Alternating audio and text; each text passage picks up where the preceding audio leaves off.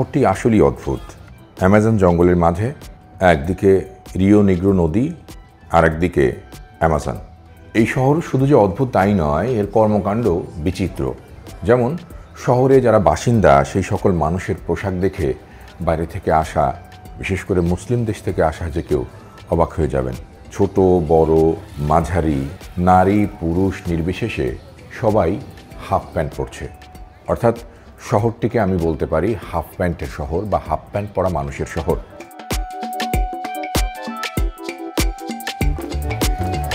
এর কারণও বিচিত্র, কারণ যতই যে দেশেই শীত পড়ুক না কেন, অ্যামাজনের রাজধানী এই মানাউসে ভর বছর গরম লেগে থাকে।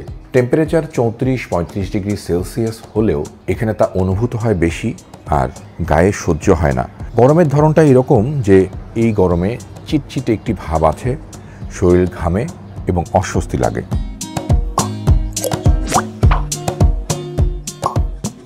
অ্যামাজন জঙ্গলের পাড়ের এই শহরকে ঘিরে বহু মানুষের আগ্রহ, অর্থাৎ পৃথিবীর যে প্রান্ত থেকেই যারাই অ্যামাজন বন ভ্রমণে আসুক কিংবা অভিযানে আসুক, তাদের এই শহরটি পার হতে হয়। আর কেউ যদি হঠাৎ করে না বুঝে শুনে এই শহরে এসে ঢুকে পড়েন শার্ট প্যান্ট কোট স্যুট পরা, তাহলে তাকে বিপদেই পড়তে হবে। এই যেমন ঘুরছি দিনের বেলাতে, কিন্তু মনে হচ্ছে যেন আরবের কোনো শহর, আর গরম অনুভূতি হচ্ছে অসহ্য।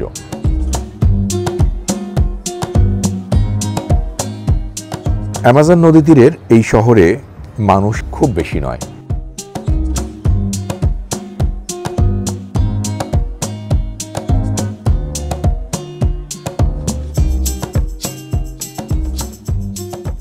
শহরটিকে বহু আগে পরিকল্পনা করে পর্তুগিজরা করেছিল, কারণ তাদের বাণিজ্য ছিল এই এলাকায়।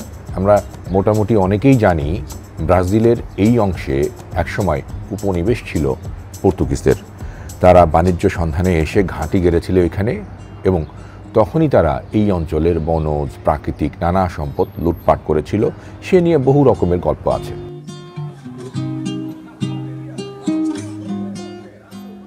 অ্যামাজন থিয়েটার নামে যে প্রতিষ্ঠানটি রয়েছে বা যে স্থাপনাটি রয়েছে মানাউস শহরে, তা কিন্তু খুবই প্রসিদ্ধ।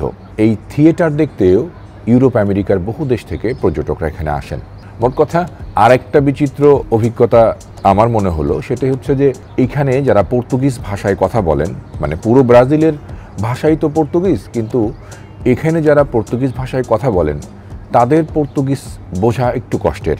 আবার ইংরেজিতে কমিউনিকেট করাও মুশকিল, কারণ ব্রাজিলিয়ানরা ইংলিশে খুব একটা আগ্রহী নয়। তাদেরকে আপনি ইংরেজিতে প্রশ্ন করবেন, কিন্তু তারা ঘুরিয়ে পেঁচিয়ে আপনাকে পর্তুগিজেই উত্তর দেওয়ার চেষ্টা করবে। যদি নাও বোঝে তাহলে সে আকারে ইঙ্গিতে পর্তুগিজে সেটা আপনাকে বোঝাবে।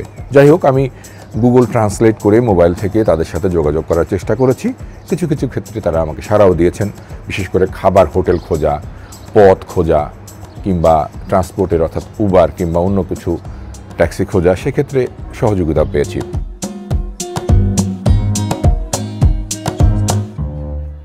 মানাউস শহরের এই অদ্ভুত বৈশিষ্ট্যের কারণে আমার মনে হয়েছে যারা বিশ্ব পর্যটক কিংবা বিদেশ ঘুরতে পছন্দ করেন, তাদের অন্তত একবারের জন্য হলেও বিচিত্র অভিজ্ঞতা নিতে এই শহরে আসা উচিত। মানাউস খুবই শান্ত শহর, ছোট্ট শহর। এক পাশ থেকে আর এক পাশে হেঁটে যেতে খুব জোর 1 ঘন্টা সময় লাগে। দিনের বেলাটি পর্যটকে ভরপুর টইটম্বুর থাকে, বিকেলের পর থেকেই খালি হতে থাকে এই শহর, কারণ তখন শহরে যারা কাজ করতে আসেন তারা চলে যান তীরের গ্রামগুলোতে কিংবা তাদের বসতিতে।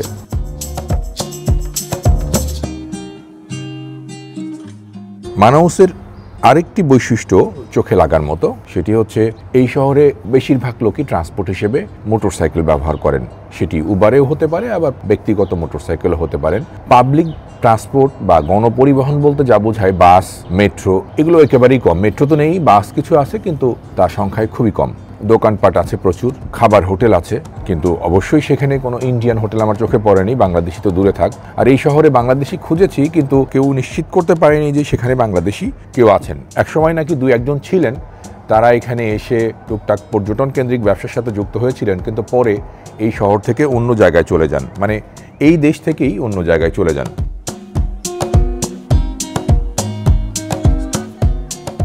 এখানকার যে বৈশিষ্ট্য, সে তাজা ফল পাওয়া যায় প্রচুর, দোকানে যা খাবার আছে তার মধ্যে মাছের আধিক্য বেশি রেস্টুরেন্ট কিংবা অন্য অন্য জায়গাগুলোতে।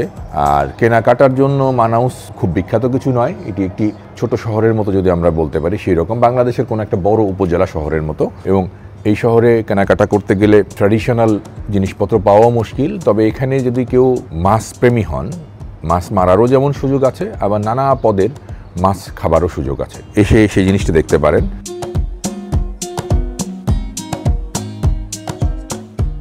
নদী, নদীর পরিবেশ, নদীর মানুষ, নদীর জীবন জীবিকা, যেহেতু একেবারে রিও নিগ্রো নদীর কূলে গড়ে ওঠা কিংবা অ্যামাজন নদীর তীরে গড়ে ওঠা এই শহর, তো সেই শহরের পাশ থেকে আমাদের সদরঘাটের মতো বেশ কয়েকটি ঘাট আছে, কোনোটি পর্যটকদের জন্য, কোনোটি ফিশারি ঘাট, কোনোটি পাশাপাশি আবার একটু দূরে এখানে একটি পোর্টও আছে। তো এই জায়গাগুলোতে আপনার মানাউসের বিউটি ফুটে ওঠে, বিশেষ করে নদীকেন্দ্রিক জীবন জীবিকাটা এখানে চমৎকার এবং সেটি উপভোগ করার মতো।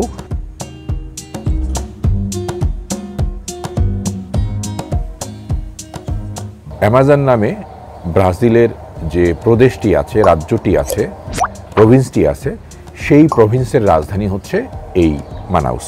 এবং এটি কিন্তু জঙ্গলের মধ্যে গড়ে ওঠা একটি শহর, বারবারই বলছি, আপনারা খেয়াল করবেন। একটি ছবি আছে যে এক পাশে জঙ্গল আর এক পাশে শহর, নগর সভ্যতা, অর্থাৎ এখানে অ্যামাজন ভাগ হয়েছে। মানাউসের এই বিচিত্র ঘটনাপ্রবাহ আমাকে অভিভূত করেছে, যদিও আমি এর আগেও এরকমের বিচিত্র শহর অন্য জায়গায় দেখেছি। কিন্তু মানাউসের এই যে জীবন জীবিকা, মানুষের পোশাক আশাক এবং শহরের দৈনন্দিন কর্মকাণ্ড, এটি একটু ভিন্ন, একটু অন্যরকম, একটু আলাদা মনে হয়েছে দুনিয়ার গল্পের দর্শকদের জন্য। এই আমাদের মানাউসের গল্প ছিল আজ।